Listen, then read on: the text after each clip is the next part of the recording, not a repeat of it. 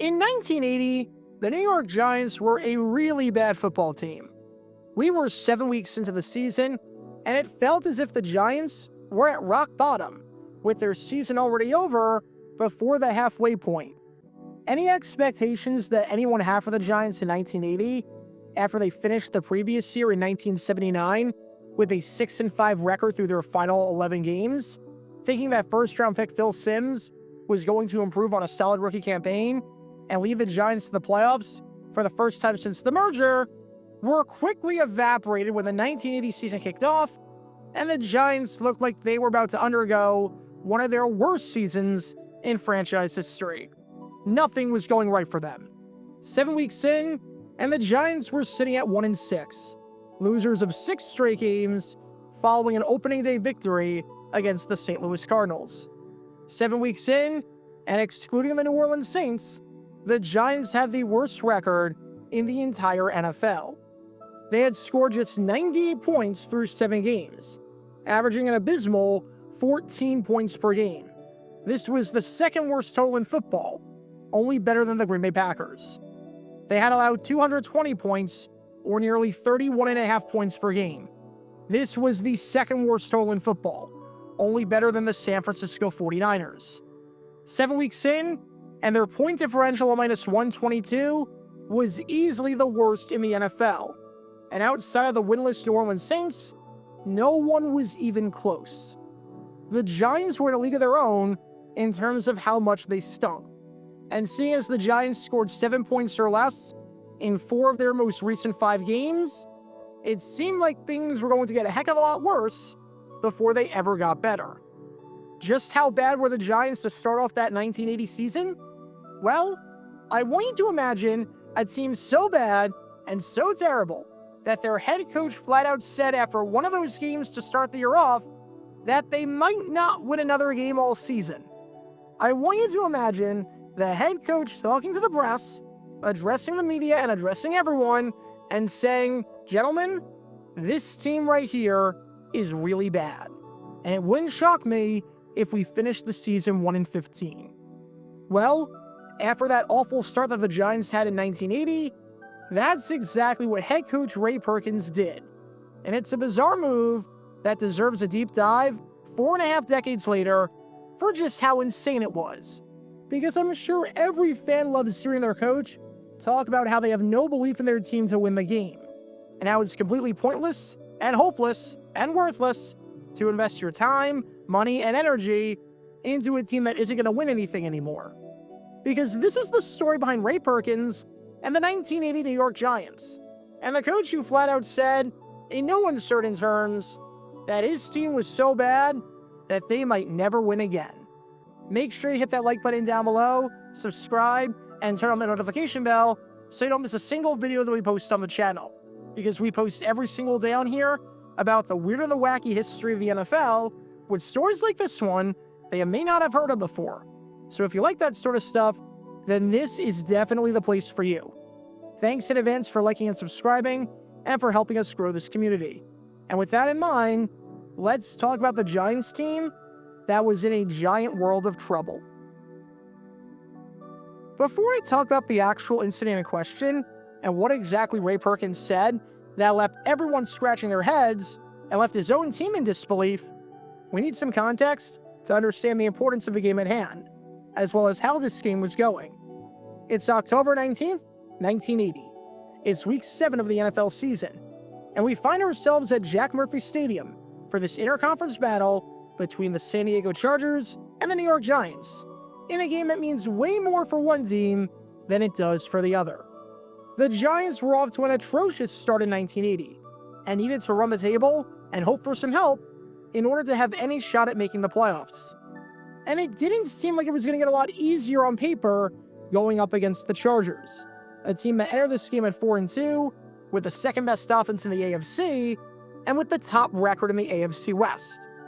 No one was giving the Giants much of a chance to win this one, as the Chargers, despite losing 2 straight, enter this one as 15-point favorites. But maybe the Giants could pull off this stunning upset on the road as more than 2 touchdown underdogs. Maybe they could right the ship, and maybe they could turn their season around. Yeah, that did not happen. As you can tell from these highlights, or lowlights of the game if you're a Giants fan, that most definitely did not happen, as what followed was complete and utter domination on the part of the Chargers. If San Diego needed a get-right game after 2 straight losses, then the Giants were the perfect opponent, as this game was not even remotely close. When the final gun went off, the Chargers took it by a final score of 44-7, leading at 21-0 at the half and never looking back. San Diego had 2.5 times the first downs that New York did, moving the chains 31 times compared to 13 for the Giants. Giants quarterback Phil Simms got nothing going all day, as he finished the game going 14 for 29, completing less than 50% of his passes for 135 yards, or 120 yards if we count the sacks, no touchdowns, 2 interceptions, and a passer rating of 33, which is worse if it did nothing but spike the ball into the ground on every single play.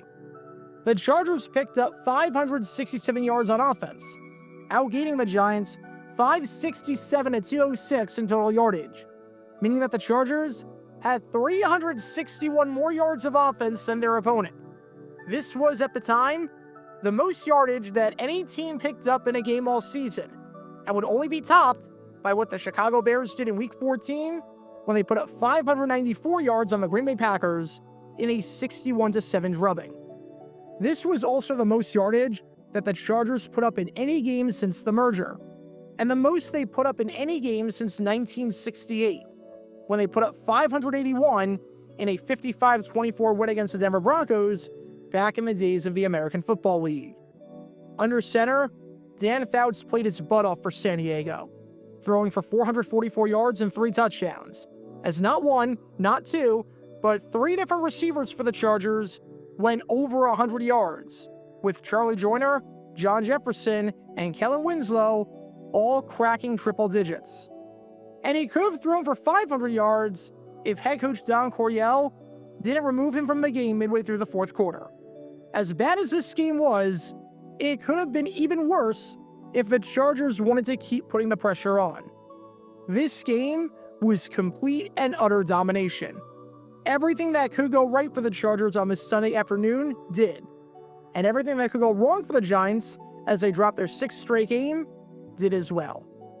And after this game right here, which was ugly with a capital U in just about every possible way for New York, head coach Ray Perkins spoke to the press and decided to give one of the weirdest post-game press conferences you'll ever hear in your life. You knew after a game like this that he wasn't going to speak too positively. How could you after dropping 6 straight and losing 44-7 while allowing nearly 600 yards of offense? But the way he spoke was definitely concerning and left everyone, from the players to the reporters covering the team to the fans, scratching their heads and wondering what the point of any of this was. Because as Perkins said in what felt like a giant therapy session, right now, we don't have any real great players. None. However, if you're at the point where you don't have enough good players, which is where we are, you can win some games with great emotion and intensity. But this storm could get worse before it gets better. If these players get fed up with getting their butts kicked, as I am, I'm sure they'll come around and play with the emotion I expect. Alright, so far so good. Perkins is admitting that this team isn't very good. They're not the most talented. But if they play with emotion and play to their capabilities, they can beat anyone and put on a show. Nothing unusual there. It then goes downhill. Because then, Perkins said after this game that you've been watching, you get tired of getting your butt kicked every week. It'll stop next season. The draft will be crucial for us, and I want to make 2 or 3 trades that will instantly make us 25% better. I'm going to push hard for those trades. One day, we'll be doing the winning, and you'll be asking other teams when the butt kicking is ever going to stop. Alright, now it's a bit weird. Remember, there were 9 games left to go in the season, and you've got a coach openly admitting that he's thinking ahead to next year and the draft, not even at the midway point of the season. Imagine if Doug Marrone, in the middle of October in 2020, just said, yeah, this team isn't very good right now, but we're going to draft Trevor Lawrence and get better, and this draft with multiple first-round picks is going to help us out a ton. Saying that the final week of the season? Fine. Saying that not even at the halfway point? Okay, we've got a coach that's checked out and is openly admitting to it. And then we get to the kicker. Because to cap it all off, Ray Perkins said to the press that the Giants might not win another game this season. And I don't mean that if you read between the lines he said it. I mean he literally outright said it. There is no ambiguity here whatsoever. As Perkins said, I told my players that they might not win another game this year. I don't want to believe that, and I don't think they want to accept that, but it's possible. And you can imagine the reaction when that comment was said. You're the head coach of an NFL team with 9 games to go, and you flat out told your guys that they're so bad that they might not win again? I get it if you said that if you play like that, you're never going to win again, and that you're not going to beat anyone with a performance like the one against the Chargers during the game you've been watching this whole time. I would also get it if you said that no one in the NFL is entitled to a win. But to just flat out say, gentlemen, we truly suck, and we might not win another game? After saying that you don't have a lot of good or great players, and after saying that you're looking forward to the draft, and basically admitting they are coasting these next 9 weeks, you're gonna say this? I know we've seen coaches say to their players that they stink, either because they're crazy or because they're trying to do some reverse psychology tactic. We saw San Diego Chargers head coach Tommy Prothro try and do this in 1975 prior to a game against the Pittsburgh Steelers, which you can learn more about by clicking the card in the upper right corner. Oddly enough, later that same season, we saw interim New York Jets head coach Ken Shipp do it prior to a game against the St. Louis Cardinals after taking over for Charlie Winter, which you can learn more about by clicking the card in the upper right corner. But at least with those 2 moments, as dumb as they were in private. They weren't in a public press conference. It wasn't as if you were a Giants fan with season tickets looking forward to going to a future game and you see in the paper your own coach saying that it's meaningless and that you shouldn't expect anything because we're going to lose. And by the way, I'm barely thinking about 1980 anymore. What Ray Perkins did here just feels asinine, and I don't know what he was trying to achieve on any level. Unsurprisingly, the Giants did not take too kindly to this, and they had no idea what kind of drugs their head coach was on. Said Jim Clack, the team's starting center and longtime veteran who had been in the NFL for a decade at this point, I'm surprised that Perkins would say anything like that. Nobody took him very seriously. And yeah, I can see why no one took him seriously. Because for a head coach to say something like that and degrade his own players and openly admit to checking out is freaking stupid. Either you're trying to do some sort of reverse psychology crap, or you genuinely believe that. And you shouldn't be coaching this football team. Because why should any players go to battle for you and work for you and sacrifice their bodies for you if you, as the boss, believe that there's nothing they can do? It's like if your boss calls you into a meeting, talks about how he's looking forward to next year when he's at a new company, and talks about how there's a very good chance that this company does not survive in the coming weeks. I'm guessing you're going to look at your boss pretty poorly, and your motivation level will go down a ton. Unsurprisingly, Perkins retracted those comments made in the week of this bloodbath right here against the Chargers a few days later, and he apologized and said that he didn't really mean it. As in the build to their next game, which would be a 14-9 loss of the Denver Broncos, Perkins said that it was all a misunderstanding. As he said, what I said Sunday was an attempt to get the young players on this team not to quit working, to keep them hustling. I don't believe we'll finish the season with only 1 win, and they don't either. But if that was your way after the bloodbath of doing that, then why'd you phrase it like that? Your attempt at motivating them is to say that things won't get better until next year, no matter what we do? Your attempt at motivating them is to say that they suck? Your attempt at motivating them is to say that 1980 is a lost cause? Surely I can think of a million different ways you can motivate the young guys in the post-game press conference, without resorting to that. If you wanted to say, based on what we've shown so far, we're not a good football team, and these next 9 weeks, I'm evaluating every single player and seeing who's going to be my plans for next season and seeing who's good enough to play at this level, fine. If you wanted to say, every player has a clean slate, every player is starting at 0, and this is a chance for some of these guys who might not have had an opportunity before to get that opportunity and to make the most of it, fine.